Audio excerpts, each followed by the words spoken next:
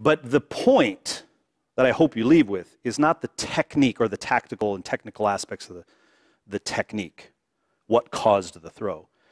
It's where your body was in relationship to the Jo and Uke.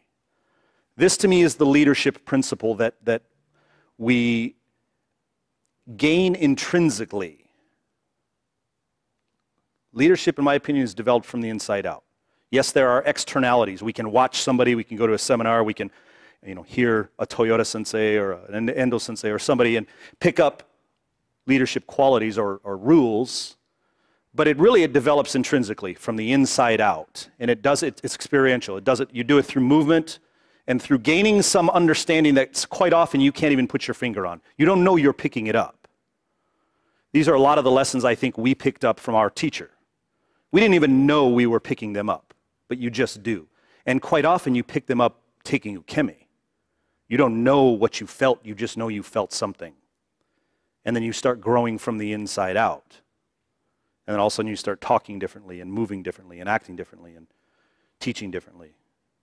So my hope for you is that as we do this stuff, again, you don't look at this as me teaching you something you already know or don't already know, but instead we're all together trying to peel back the layers of remembering. You already know all this stuff.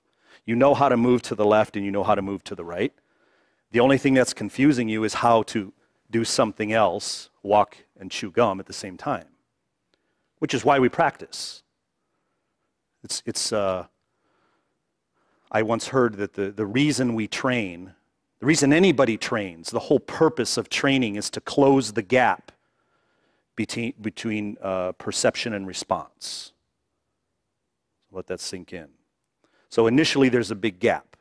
You see something, you have to access your mental file cabinet. What's a potential good response?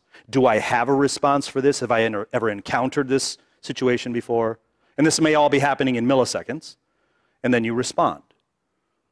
Like if you're walking on the sidewalk and you step off the curb into traffic, you don't have to have been hit by a car to know that that likely would not be good for you. So you would respond by probably hopping back up onto the sidewalk. You can quickly access.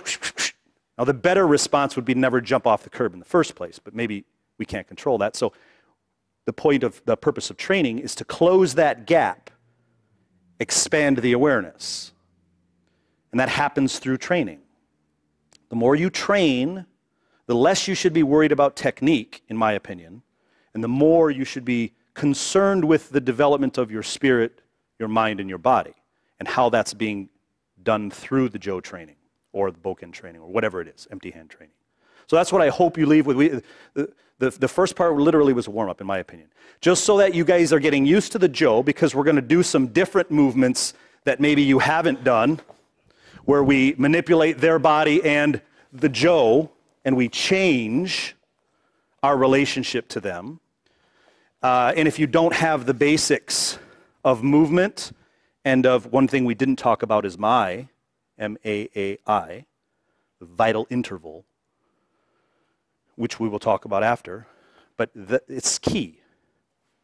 It's really key. And then the last thing I hope you leave with after today is some new sense of this kind of leadership concept through training. So that you're always thinking about, instead of waiting for somebody to ask you, hey, how does your Aikido benefit you in your daily life? And you have to sit and call up some kind of answer. Well, I slipped on the ice once and I did a ukemi roll and didn't get hurt. This is always the one we hear. You should always be thinking about this. It's like a koan. What is the sound of one hand clapping? The point of koans is to go past logical thinking to something deep and innate and inherent within you, and you have some enlightenment. The point of continuous training is not to make the technique that much better. It should be to make you that much more enlightened. Thank you for your energy in the first half.